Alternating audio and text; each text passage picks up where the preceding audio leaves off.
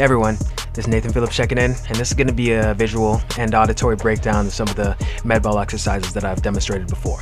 But starting with this first exercise, I'm really just standing upright, having the toes facing forward, and it's really a variation of the hip twist exercise. This time I'm just doing it frantically from one twist to the next and really activating my back, my abdominal muscles, and really just using my arms all the way throughout.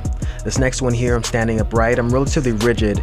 I'm really just getting quite a bit of activation from the elbows and a little bit from the shoulders as well, but again, just about absolute core control.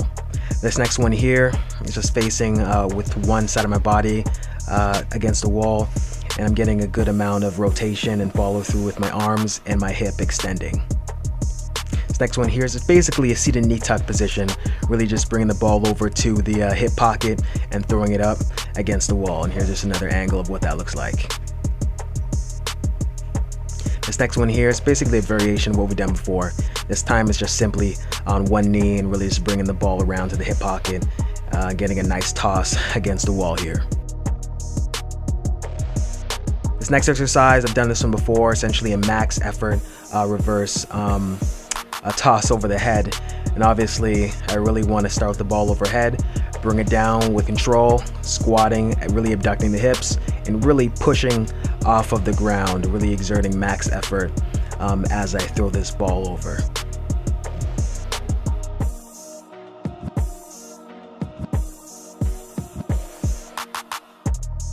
This next exercise is pretty self-explanatory, just wall balls consistently.